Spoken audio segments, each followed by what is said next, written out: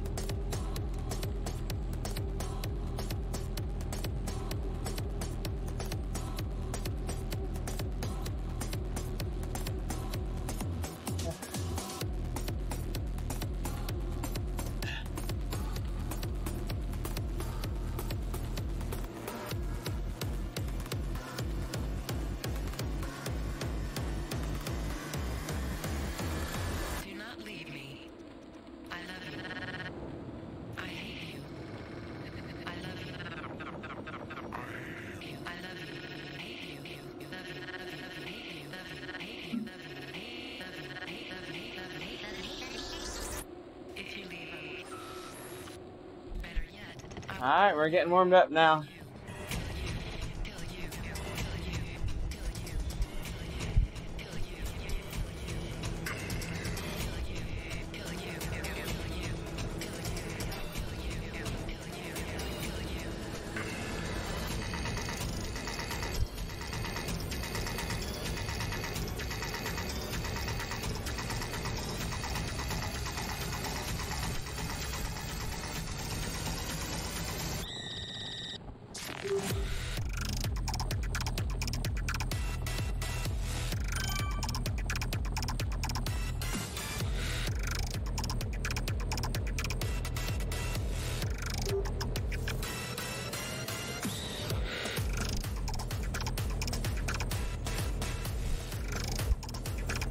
I'm actually surprised 195 is still in my recovery zone now. Alright, here we go. We're going to do 1 minute at 280 3 times. Stepping it up.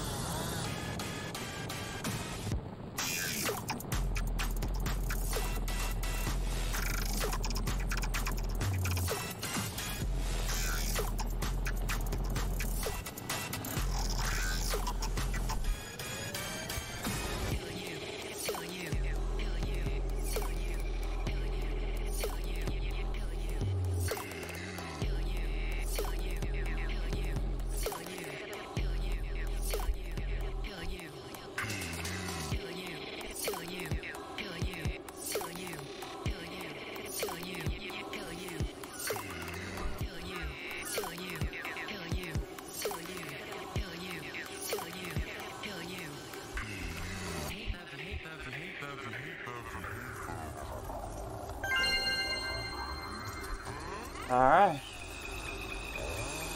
Effort number 1 down. 2 more of those. 3 at 315. And then we go into the 420 sprints.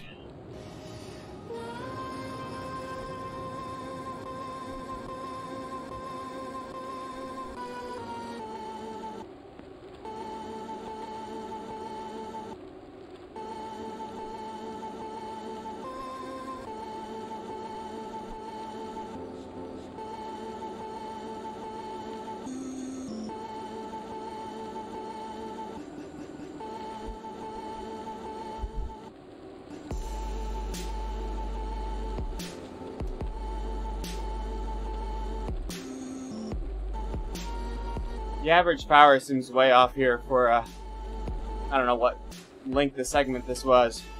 Oh, this is the average power for the entire, okay. This is for the entire over-under of the intervals. It's not for each section of the intervals, it's for all 3 sets. Okay, a little different. The average isn't on each change now. It's for the entire entry in the Zwift file, which is all 3 intervals here. So if you want to average for each individual part of your workout, you need to not do the repeating on-off thing. You need to define each group separately.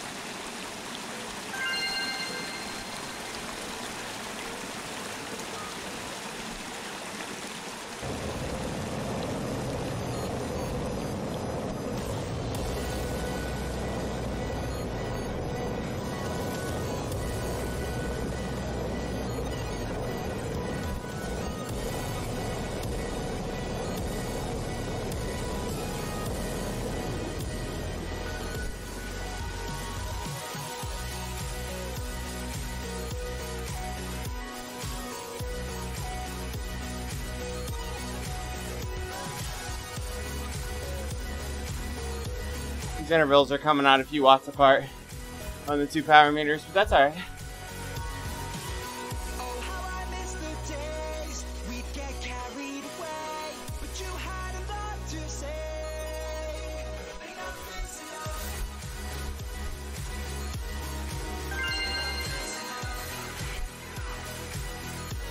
Alright. Last of those done. We're going to go into 2 minutes at 3:15. 3 of those. And then the 4x20s at 4:20.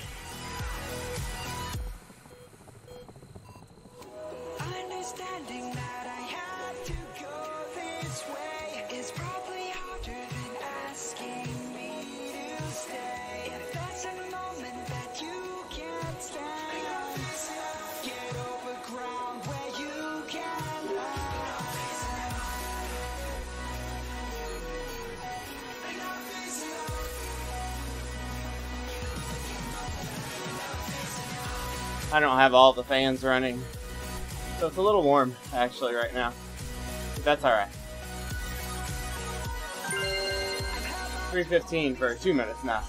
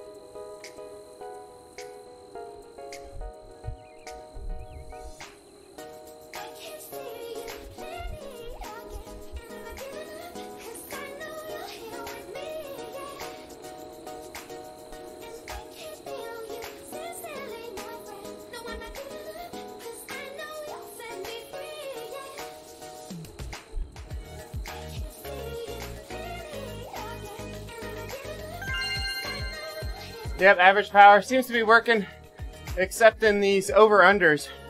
It's the average for the full block, not each individual work.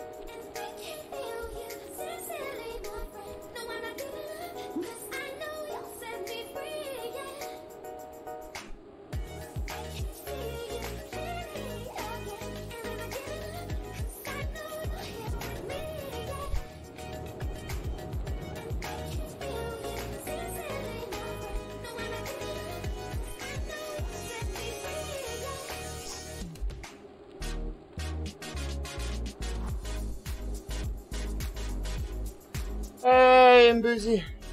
Hey, Frank, how's it going? I'm typing in chat at Broken Hip Shot. They're having some stages issues for one of the guys.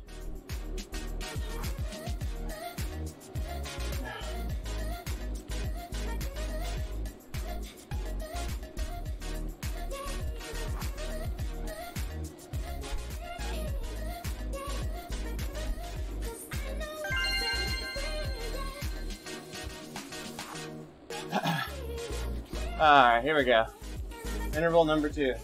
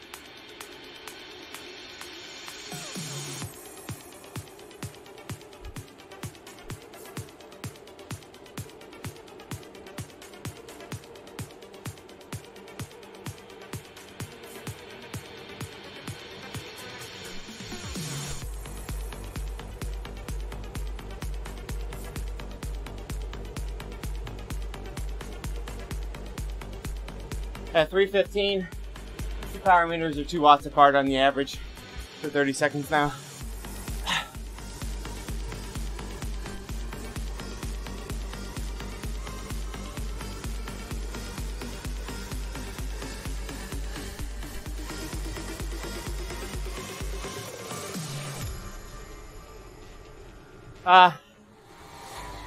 Oh, nice. Nice racing with Lars. I'll get outside this weekend.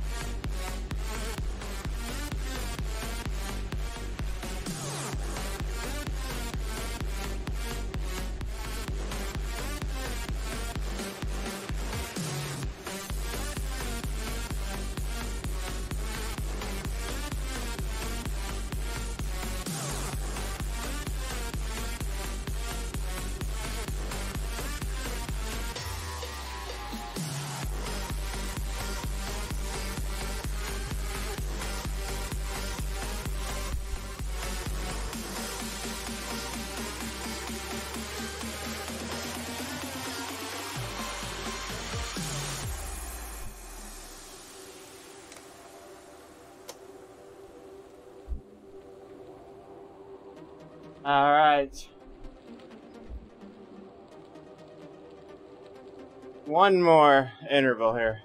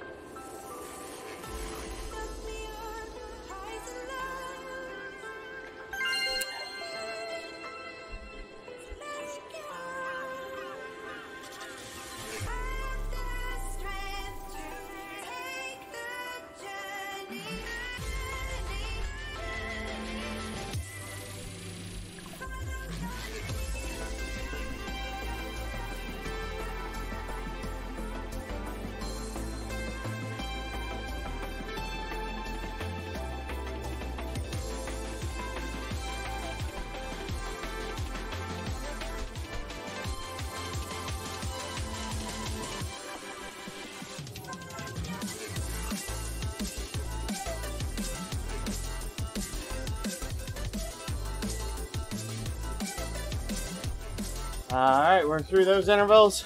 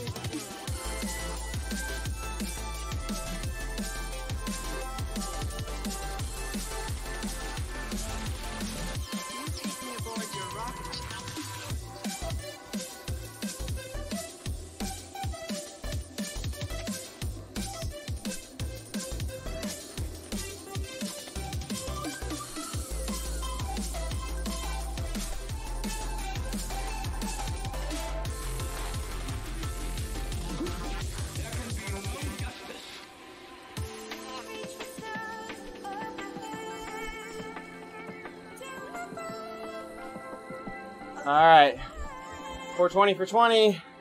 Let's go. Open the legs up.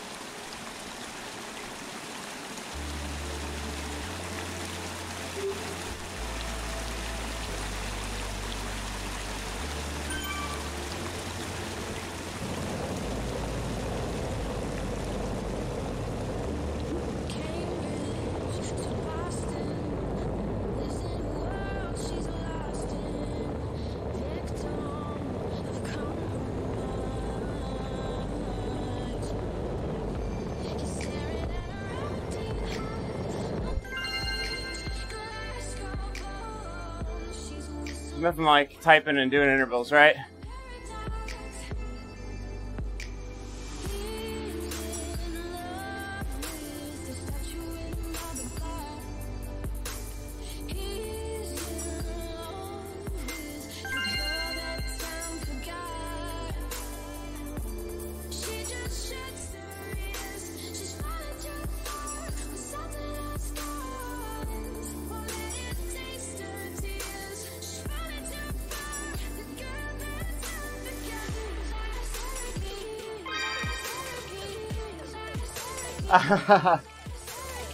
Maybe someday. I feel good, but I should. I had a full rest day yesterday. So things are feeling good. The openers are kicking like they should. Tomorrow should be a good day.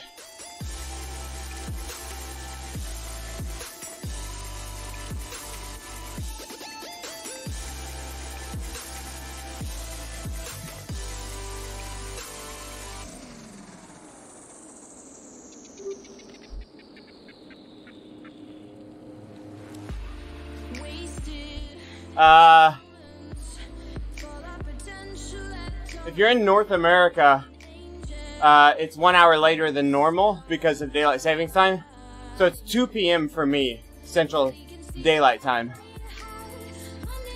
So it's 1 hour later than right now. I'll be getting started.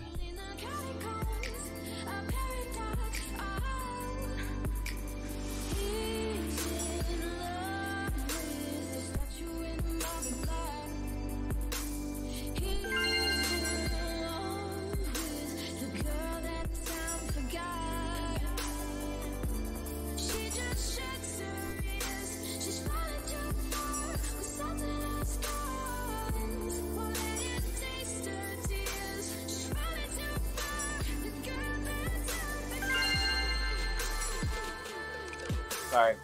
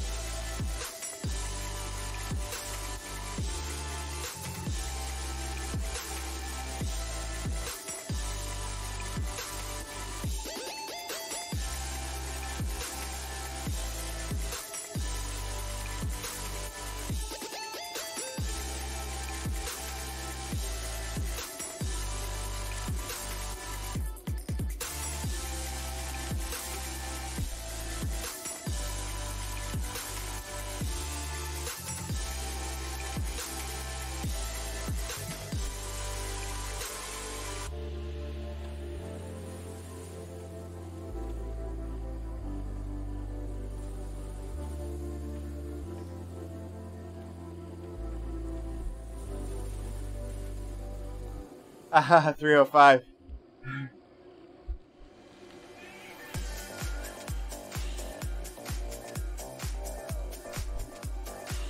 Carlo, don't forget video on demands tomorrow. They'll be out there. So.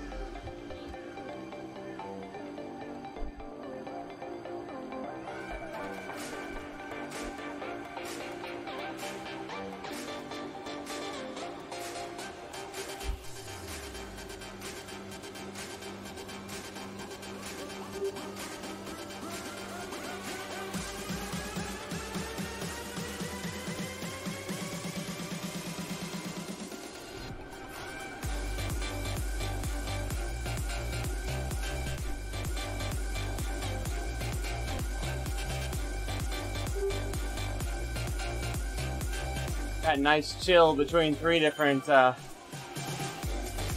intervals here. I'm talking a lot in Broken Hip Shots chat, actually. Imagine a lot of you guys are dual listening, probably. We're talking about head units. Some of those guys have the 800. Talking about 520 plus, the Bolt.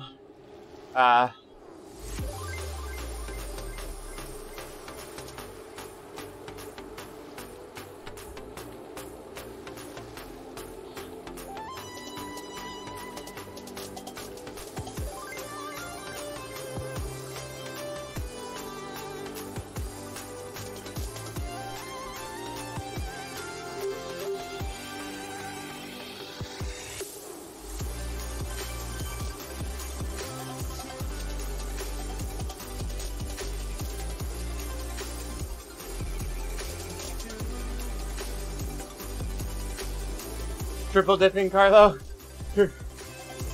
Who else we got out there? Steely Dan was out there. Dirty Pirate Man. Yeah.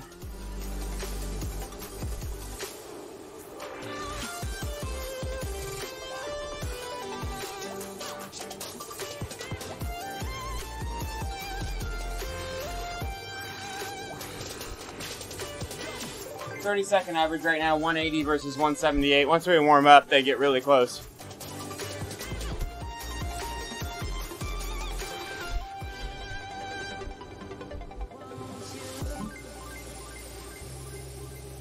Yeah.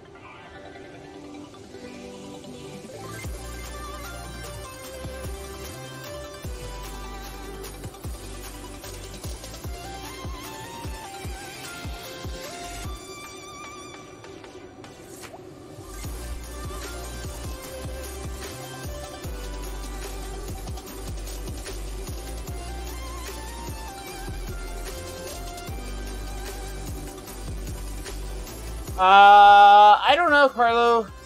Talking about today? I haven't watched any of his stuff today to know if he's gotten coned recently. 2 watts difference on this interval at 175.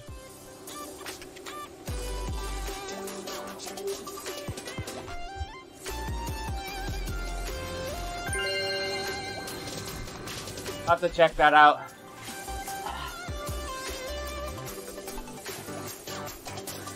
I mean, it's clear that he's able to get coned pretty much on demand, so.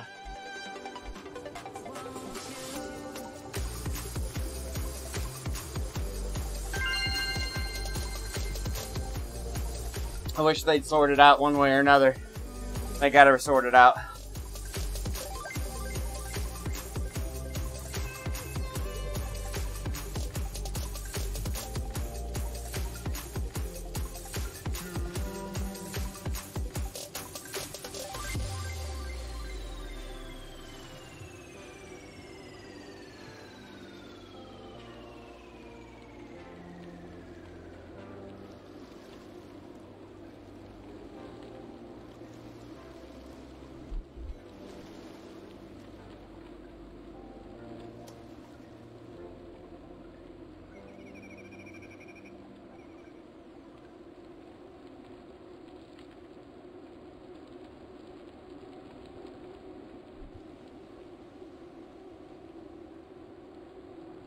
I'll have to go check that out, Carlo.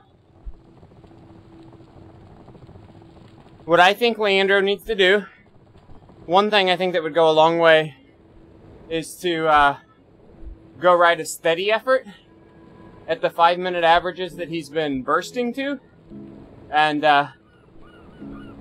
prove that holding like a steady 7 watts per kilogram or 7.5 that he can do for that same period of time. Because physiologically, it should be easier to hold steady than burst to the same average power over a duration. So he should have no problem doing a steady 7.5 watts per kilogram for 5 minutes if he can burst to that average. And I think that would go a long way to killing some of the speculation around him. There's always going to be some doubt, but then that, at least, then if there's still speculation and concern, it comes down to calibration, not some sort of ghost watt weird thing with the spikes.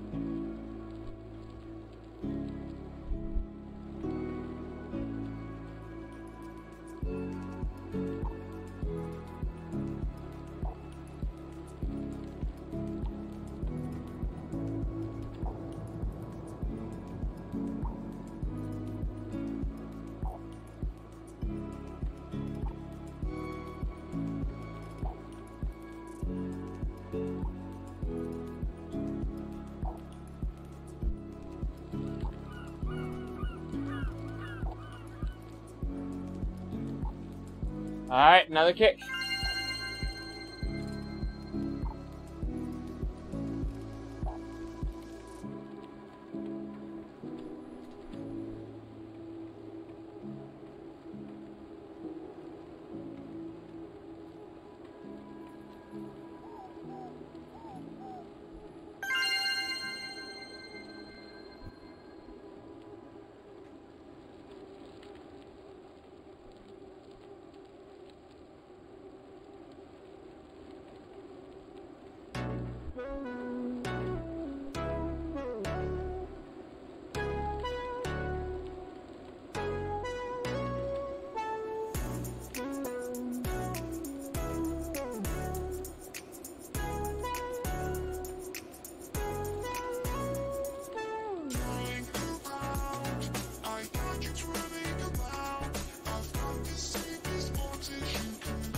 Trying to see if I can.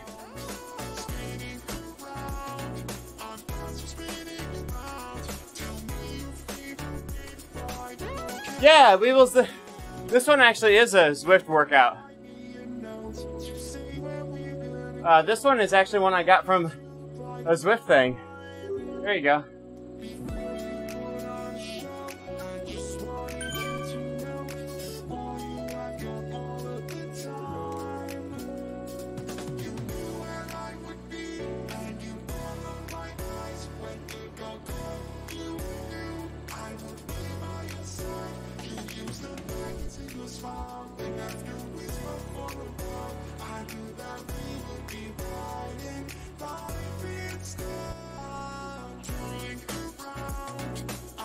This one is 350 is where my FTP's set right now too.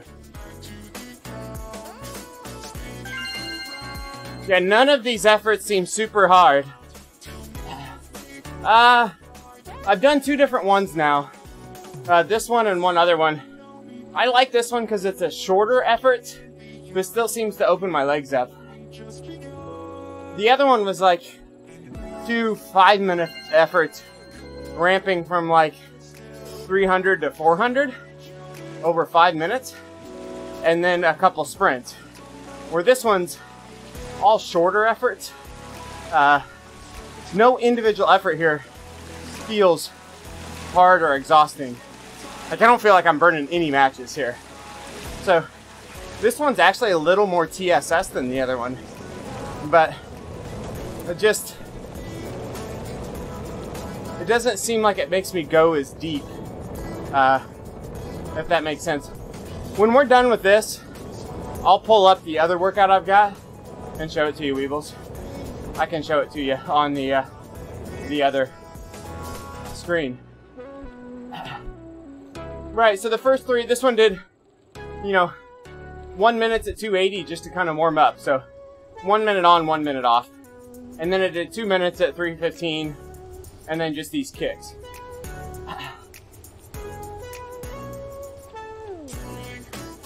They're similar distance workouts. This one's an hour 5, the other one's 57 minutes.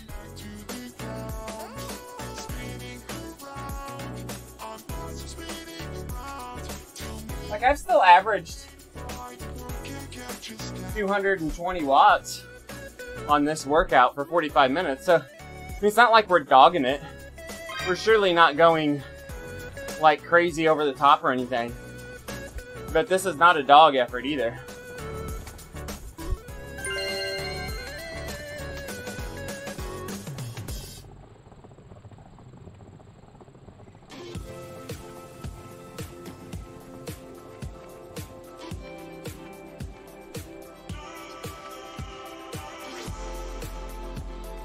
Yeah, I mean here, this one actually has a lot of rest in it.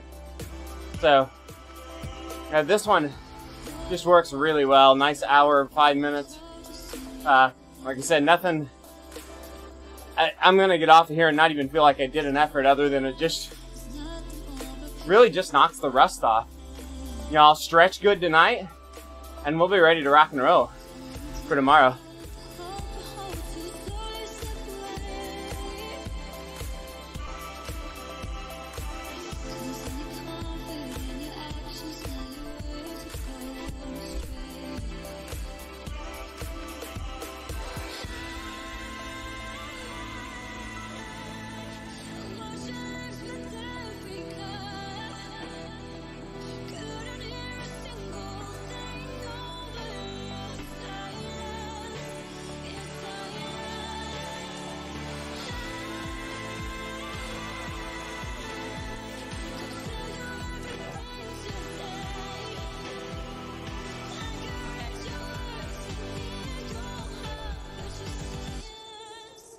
Okay. I am familiar with it. I've got all the workouts downloaded. They're really good VO2 max workouts. It kind of mixes you up between like some of the longer 2, 3, 4 minute efforts and the short like 40, 20 type efforts. So it's a good mix. Yeah, I'm familiar, and I think it's a good plan. It's not going to turn us into a frog, but it's definitely going to polish up your probably 2 to 6 or 2 to 10 minute power probably. Those VO2 work will actually drag your FTP up some too. Probably, just in general, those type of efforts are probably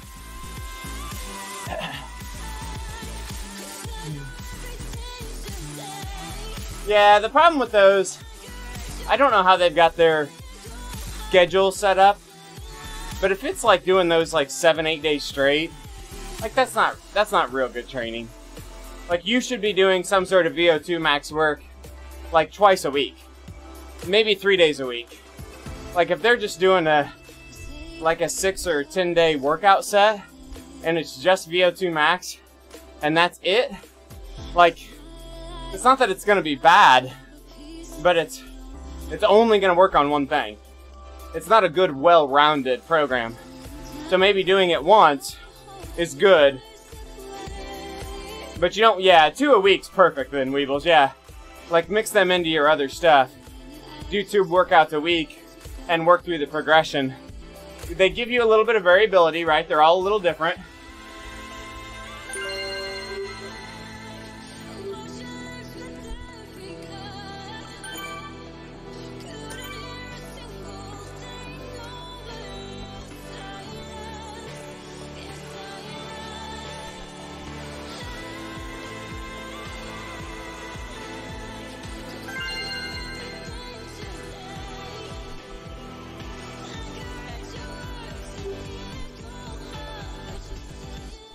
Sorry, I got caught by that interval. Yeah, just rotate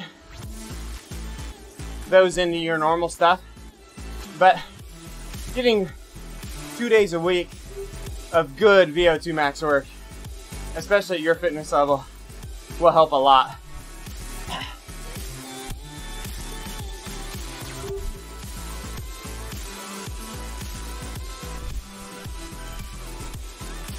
Those are really good. Those are really good to finish off with just an hour of zone 2 afterwards, or maybe some sweet spot. You're gonna be pretty cooked after them, so either settle in. For me, it would be around, like, do maybe 220 minutes at 295 to 300, or do just a solid 60 minutes at 240, 245. Depending on if you want more endurance work, or maybe, you know, one of those do the zone 2 and the other one do the sweet spot. I've actually got a 40-20 workout built for me that is an hour of VO2 max followed by it's 3 20-minute sweet spot intervals with like 5 minutes rest in between them. So it ends up being almost 2.5 hours. But what I do, when I don't have time to do the whole thing, I just drop off 1 or 2 of the sweet spot intervals at the end. Just cut it short. I can show you that workout when I'm done here too. But it gives you an idea of what you could do with those frog intervals.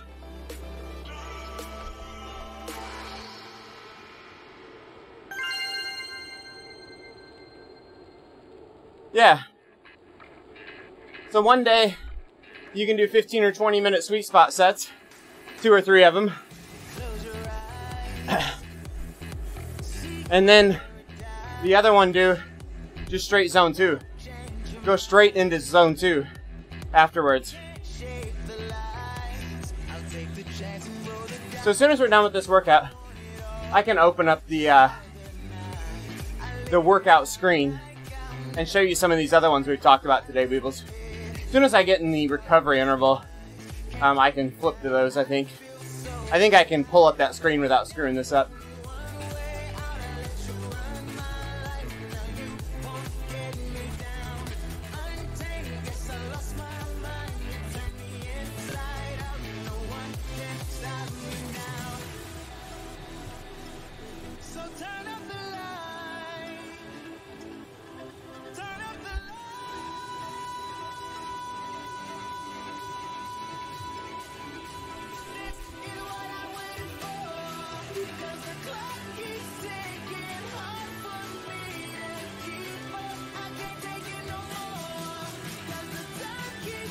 Yeah, Weebles, yeah, for sure. I'm at 350 right now.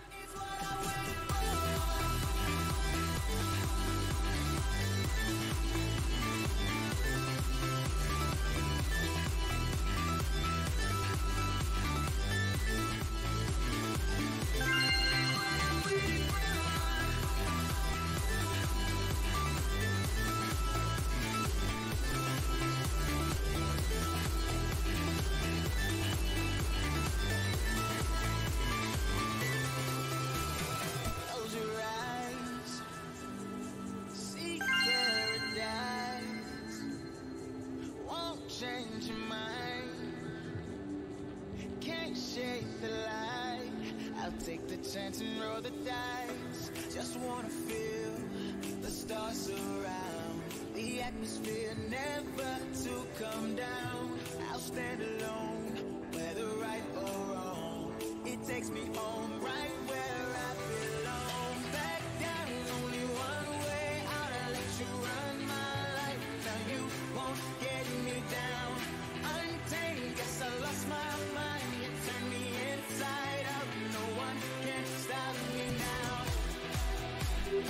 So turn up the light.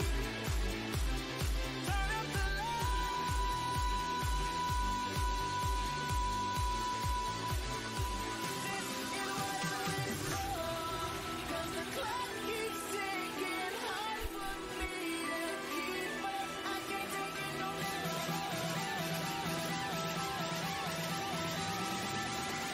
One more kick.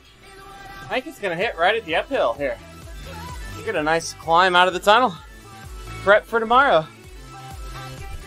We've already cleared the entire race distance for tomorrow, just riding a workout for 54 minutes.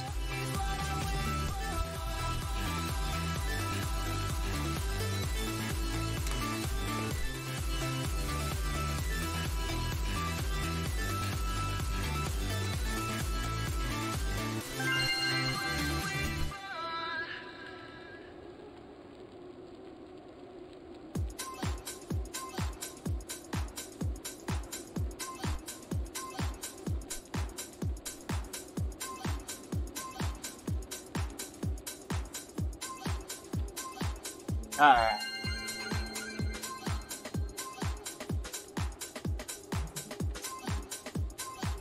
Here's some workouts now. So,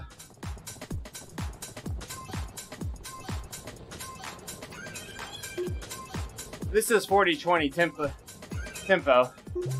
So, VO2 blocks at the beginning, here and here, and then 20 and 5, 20 and 5 on offs. Next time I do this, I'm gonna put a third block of VO2 in it. The VO2 didn't vary me enough here, and I'll probably drop it. I may drop a sweet spot off. Basically, I'll add another 15 minutes of VO2, probably drop 15 minutes of the other.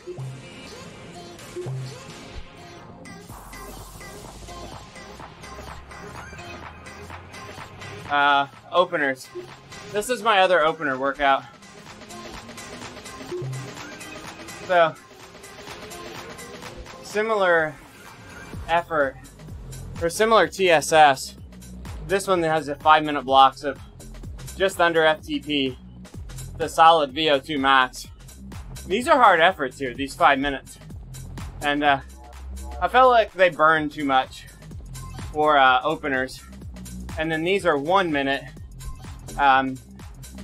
like top VO2 max. Actually, probably, these are too hard 1 minute intervals too. So, so a lot less time at effort here, but a lot harder efforts. So, not a fan of this one compared to the one I did today.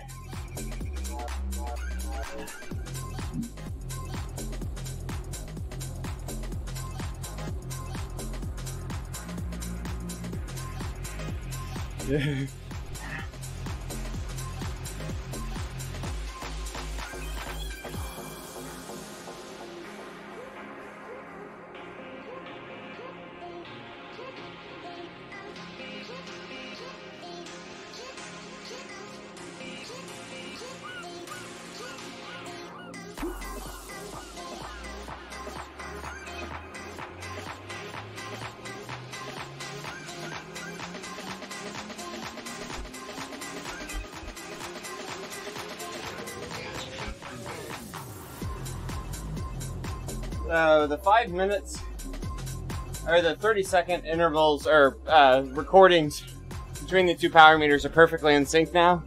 It's really just about getting the kicker warmed up. Seems the kicker is just a tad low, so it gets nice and warm. So at the end of this workout, we're gonna upload the kicker. We're gonna upload both these files and show them to you.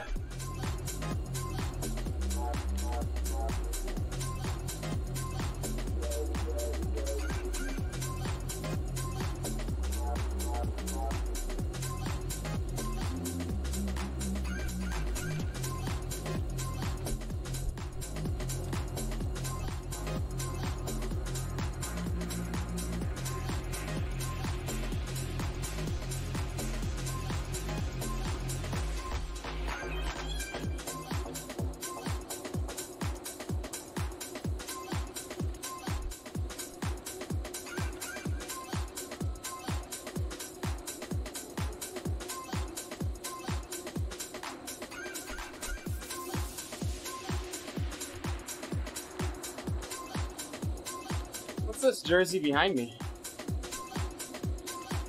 I don't know that one. Congratulations. You scored 0.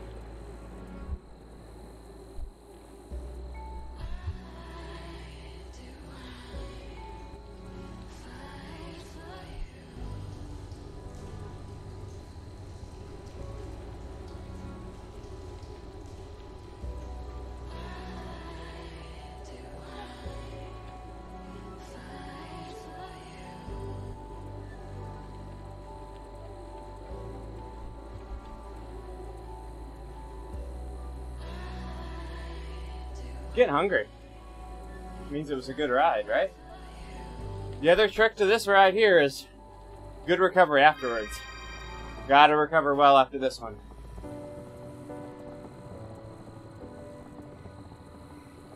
Go straight up, cook dinner, get electrolytes in me.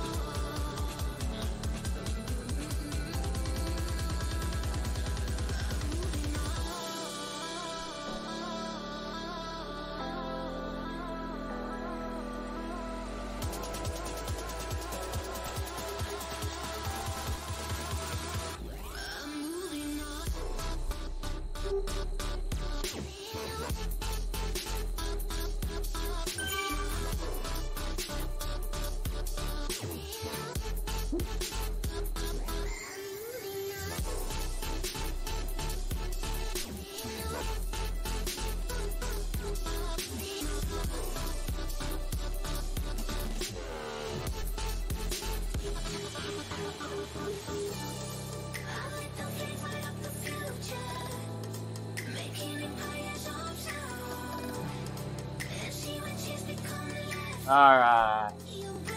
Let's stop these rides.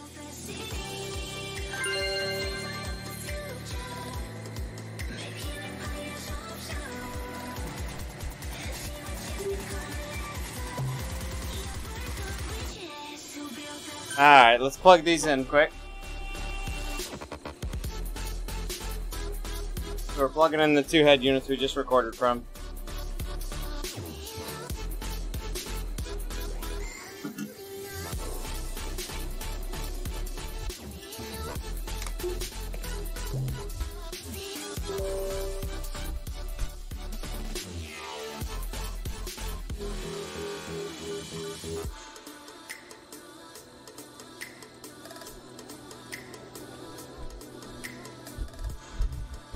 Oh, sorry.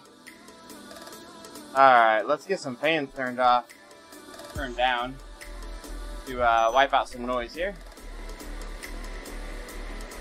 We can still soft pedal here for a minute while those are going.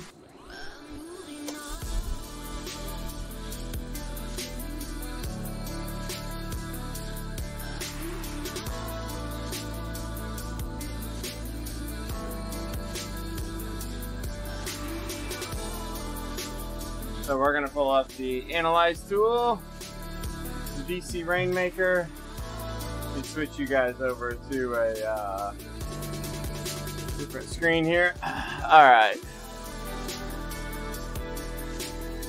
I'm going to select files. So I'm going to go to the element bolt. This is the one where I have to copy it off of the element bolt or it blows up the Analyze tool. So I'm going to copy this to my D drive, fit files, paste, and then I'm going to select this ride, the one we just did, and then I'm also going to select off of my Garmin the activity that we just finished here.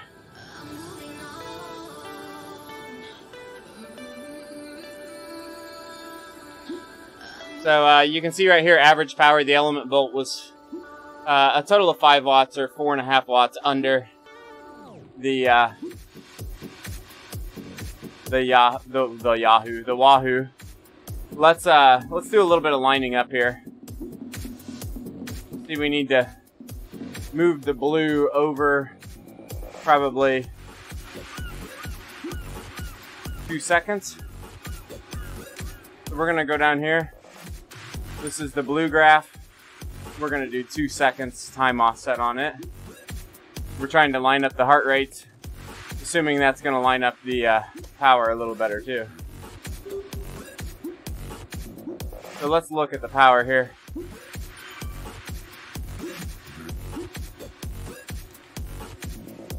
I'm going to try to move it about 3 more seconds.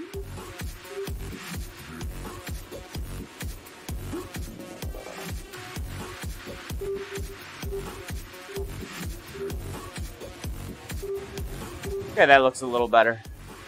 Alright. So these are the 2 recordings from today. Power curve. Here we go. For the 420 segments here, we got 455 from the pedals versus 451 for the kicker. Yeah, you got it. They line up really well. We want to go out here like, remember this was all ERG too. 319 versus 325. Those were early in the workout too, where we found where the kicker took a little bit of warming up to kind of come up a little bit to meet the pedals. But that's still 6 watts at over 300. That's like 3%. You're still within the tolerances of the 2 pieces of equipment. 20 minutes down here, we're at 5 watts difference. Down here we're at 5 watts all the way out to the end. Jomo, no, but I plan to. So let's do like these last 2 sets of intervals. Let's highlight this section. You can see we got about 4 watts of difference through these. They ride together up and down. No major differences. So, things seem to step out pretty well between these two. Later this week, Joe, it's supposed to get nice and warm here. And we're going to start riding outside some then. Here's one of those intervals at like 320 something.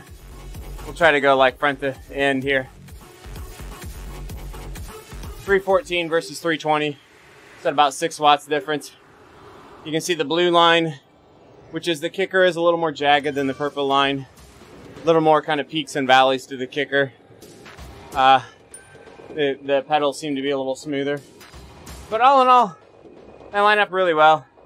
Like I said, across the power curve, you can't really be too upset about 3 or 4 watts.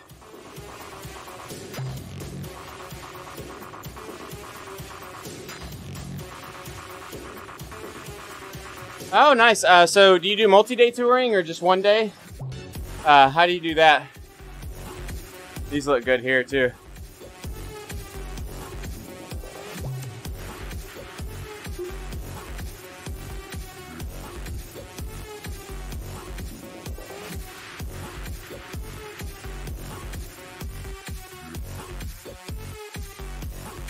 So we've got the compare there. Everything looks good. So I'm happy with that. Things are looking good. I'd love to hear about your touring a little more.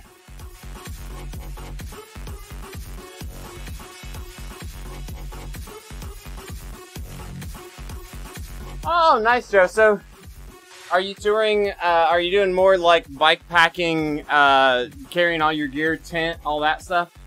Or are you doing like the credit card touring?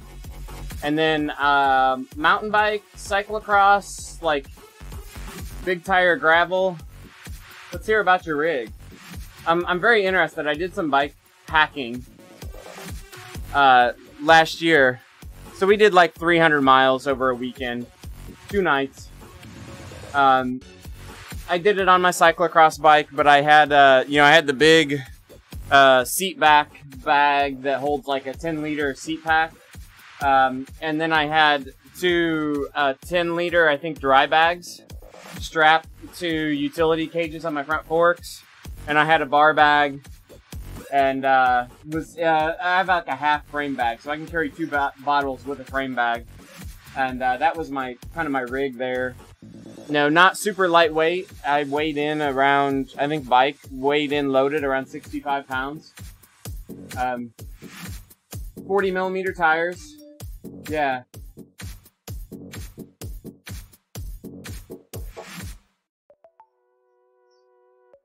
Let me see if I don't think I have a photo of bike packing. I might, actually.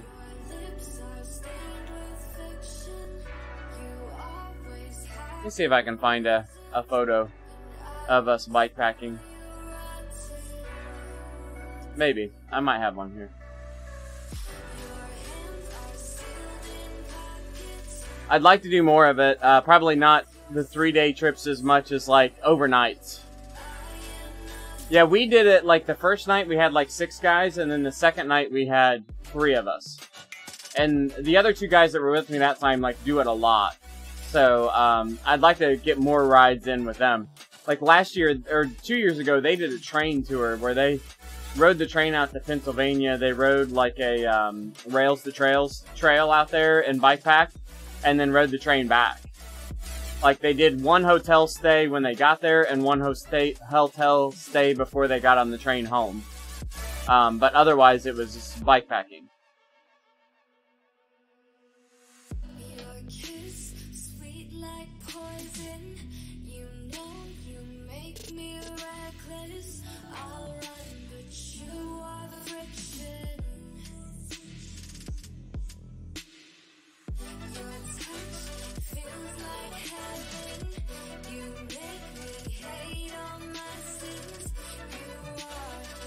This is not my bike packing rig, but I'll show you this. Well, this is my bike packing bike, but this was before I got all my bike packing gear on this setup. This is the same bike and my frame bag, but I did not have this bag on the back for my bike packing tour. I had different bags set up. But that is the bike. Let me see if I can find another pic of the bike packing setup. Yeah, go ahead, Joe. Go ahead.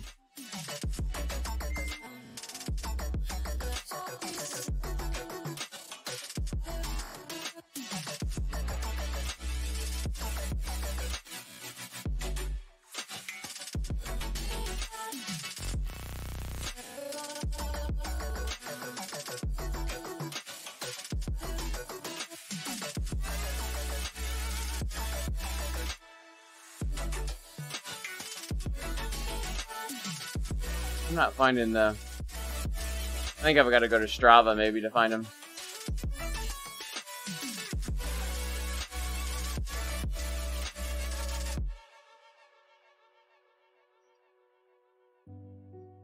I want to get a rig that I can carry a little bit bigger tire on. Oh,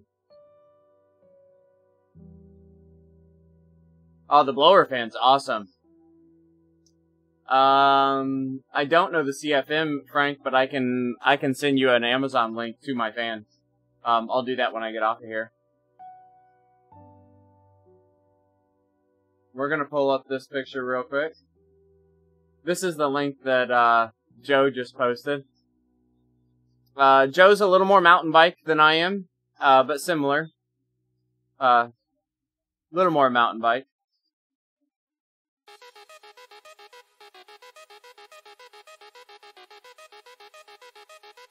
I'm just letting him know I'm about done. Alright, I'm gonna look to see if I can find my rig on Strava here. Oh, my Strava always logs out on me.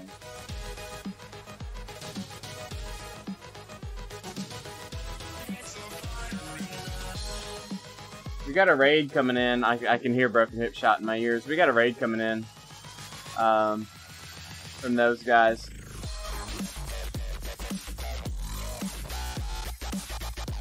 Hey, thanks Broken Hip Shot. Appreciate it. Hey everybody, how's it going? Just finished up a ride. Okay, yeah, here we go. Here's some photos. We're showing off, so we got on the bike packing distraction here toward the end of the ride. So, I'm showing some photos of so the front bike here is my bike. This one isn't bike packing, but this is part of our bike packing ride right here. That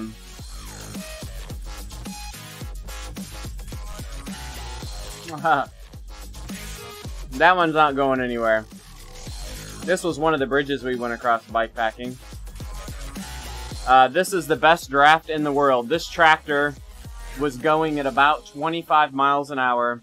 We were about 20 miles from home on our third day. You know, so we were 270 miles into a 3-day excursion. And this guy was the draft from heaven. We literally rode at like 25 miles an hour, almost coasting for like 12 miles behind this dude. I drug back just a little bit here to get a picture of it, but you could almost coast where those guys were riding behind him. This was the first day, or the second day rolling out of camp.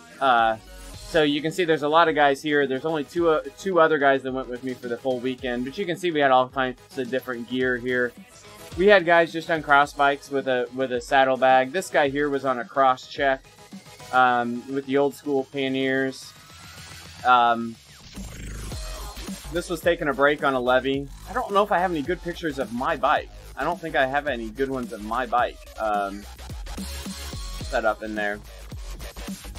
One other place I'll look quick and see if I can find him. It was an awesome fun experience though. I can't even tell you how awesome it was to do the bike packing.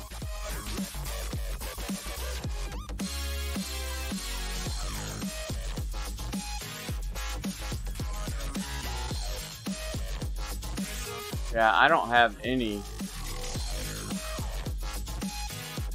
I don't appear to have any good photos of the bike packing rig.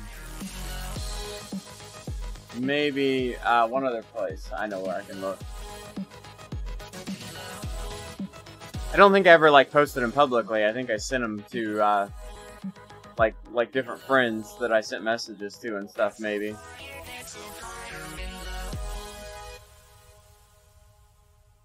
We got one other spot we're gonna look.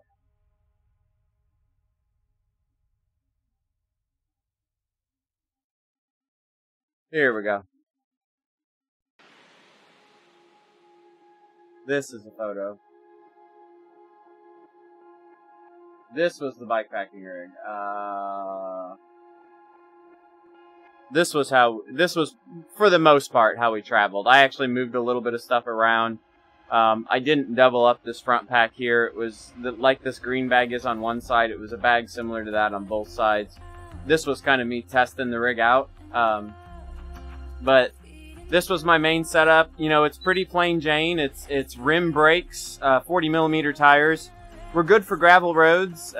We can do some real simple single track on it, but we can't do any serious. We got no suspension or anything like that. One thing I did buy immediately after this trek, and I love it, and I wish I would have had it for this ride, and I would recommend it to anybody who's riding like a cross bike and doing a lot of work like this on it. I bought the what's it called here? The Red Shift shock stop or stem. It's the stem that has a little bit of movement to it, made by Red Shift. I think it's called Shock Stop.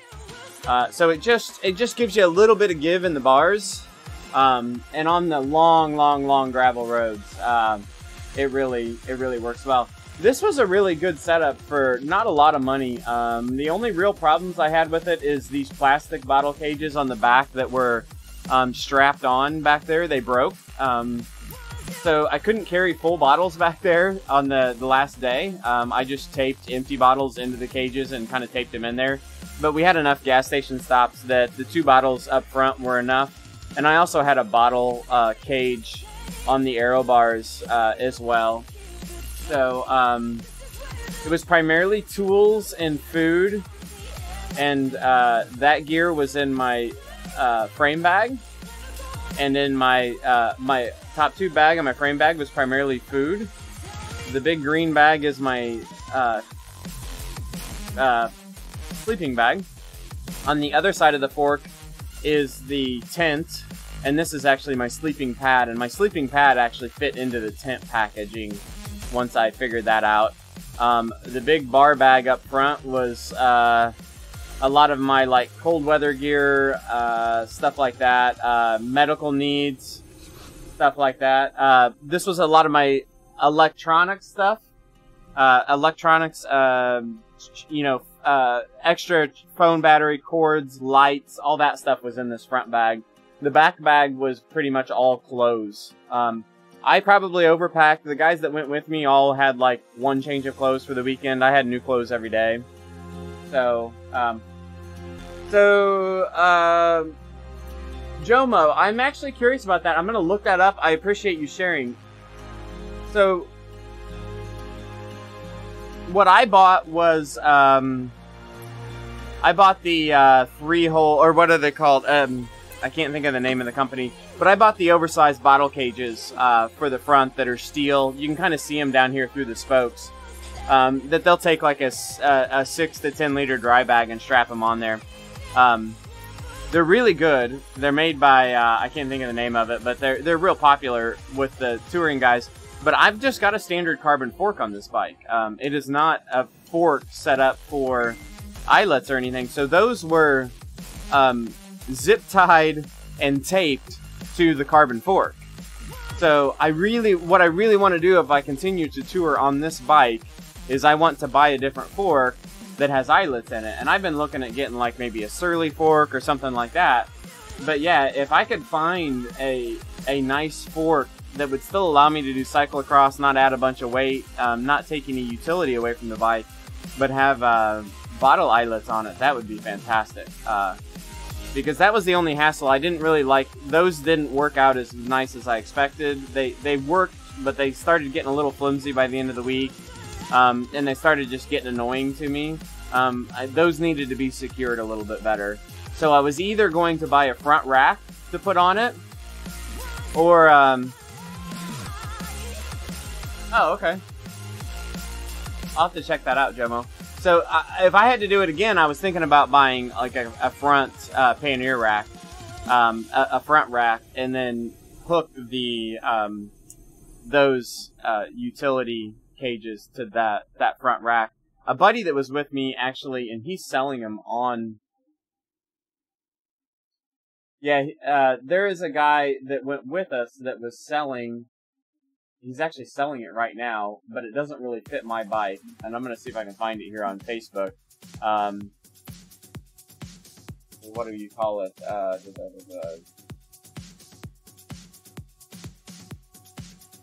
He had a nice surly rack with a basket on top of it, and the basket was great. Because he just had... here we go. He just had... This middle rack, this rack is what he had on his bike for the bike packing trip. And this basket was awesome because he just had a little, you know, web bungee thing to go over it. And he just had stuff sitting in the basket with bungeed over it. You know, stuff that he didn't care about getting wet, or if he did, it was just in a dry bag, just sitting in the basket. But if we stopped at a gas station or something and we had like extra stuff, we just like threw it in his basket. Like a bottle of Gatorade, you just threw it in his basket. So this basket on top of his front rack was fantastic. So this rack wouldn't fit my current fork. I'd have to buy a different rack to go on my current fork. But a basket like this on top of a front rack, I think I would almost be nicer than having the handlebar bags. So those are all good ideas. But I appreciate you stopping in and talking a little bit of bike packing with me. I gotta run now, guys. It's been fun. It's been a nice openers for today. I gotta go eat some lunch, get recovered from this one, and we're gonna find somebody to raid, maybe ourselves, see who else is out there, and call it quits. We'll be back here tomorrow, starting about now, for KISS Super League. It's gonna be a lot of fun. It looks like we've got Francois racing, and he's just getting started racing. So we're gonna give him a big raid here. Root him on. I think he's racing, and see if he can get us a win. Teammate of mine and streamer, and gonna be racing. So thanks everybody. Thanks Frank. Frank, I'll send you a link to that blower here real quick in about 5 minutes. And we'll talk to everybody later. Thanks for watching. Have a good day.